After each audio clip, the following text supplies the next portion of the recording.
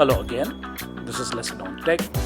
We recently ordered a keyboard and a Premia X controller from Ninjadog, and probably based on the review we had done for the Astra one, their team reached out to us to offer free samples of 2 other models. So thank you for that, Ninjadog. So today we'll be reviewing 3 models in total. First up, we have the Astra Premia X, the multi-operating system controller with supposedly a lot of features.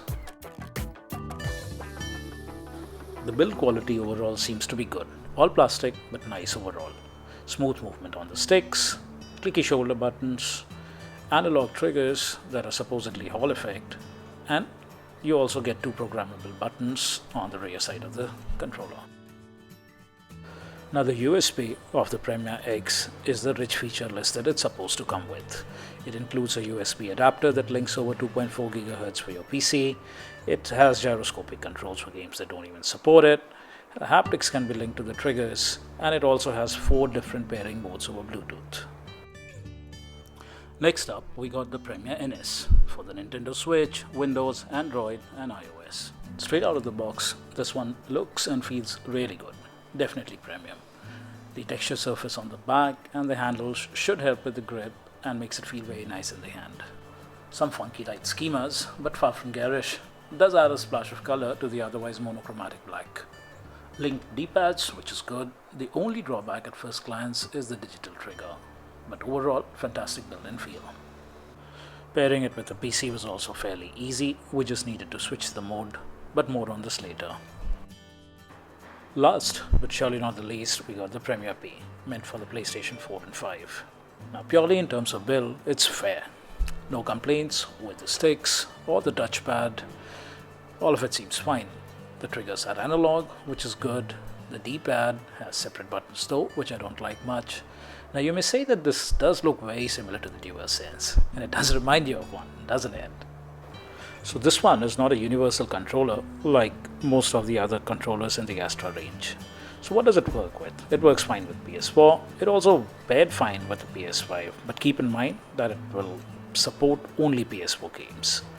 With the PC, we were able to pair it and it worked fine too, but it does require additional drivers and it wasn't really plug and play.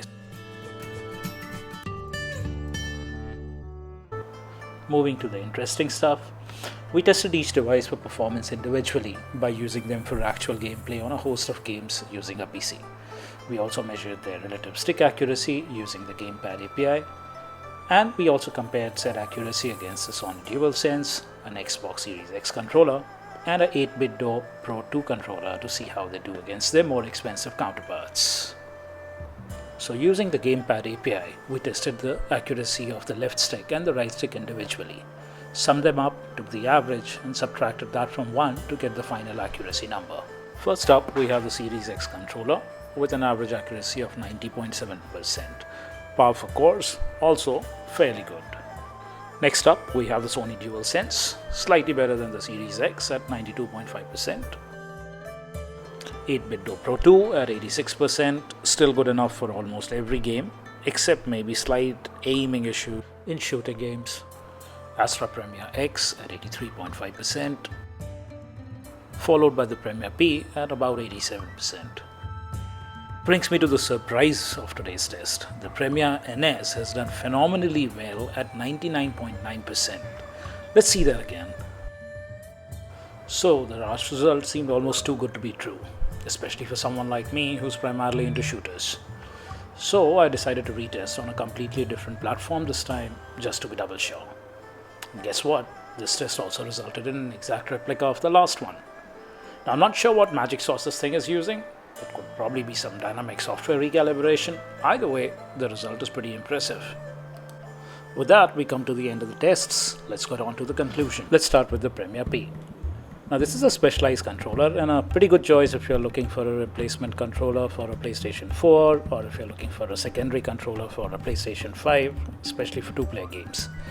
Right now I'm using it to play The Last of Us on the PC, and it does work quite well, as you can see. However, it did require me to download and install drivers while the other 2 are plug and play. Aiming seems to be fairly precise, movement controls are good, the D-pad is alright. Not that I need to use it in this game, but overall I would say that, especially for the price, Quite a good controller, this one. Moving on to the Premia X. Overall a good controller again, especially for the price. Some of the features stand out in particular. All the Premia controllers do have a gyroscopic hardware, but it's limited to games that have software support for it. The Premia X, on the other hand, takes it a step further by allowing you to map the left or the right stick independently to the gyroscope controls. So that way you can use it with any game that you like. Having said that, I'm not a big fan of gyroscopic controls, so there's that. Also, on the flip side, the sticks aren't exactly the best in business. Overall, if you're looking for a feature-rich controller that can be used across multiple devices, you should definitely consider this. All the more so if you're into racing games or 2D scrollers. Having said that, if you're into FPSs or third-person shooters, you may want to wait till the end of this review. At least for me though, there is a clear winner. The Premia NS is the standout device of the lot. The fit and finish is top-notch, it's comparable to products from a higher price segment, the buttons have the right level of tactile feel, the D-pad is excellent, but it's the sticks in particular that stand out. They're super precise with the right balance of tightness, and while playing The Last of Us and Horizon Zero Dawn on the PC, I could clearly notice this precision, and it helps in a big way with getting those headshots right. The only nitpick, if at all, I have with the NS is the digital trigger. Having said that, analog triggers are not that big a deal for me. It's not a feature that I really use even with controllers that do have one, so I don't really miss that as a shortcoming. But if you are into games that do use it extensively, you may want to consider the other two.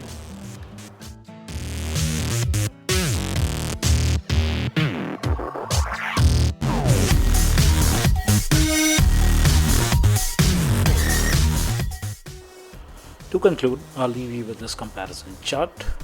Take a look at it, take your pick, and happy gaming. Until next time, and thank you for watching.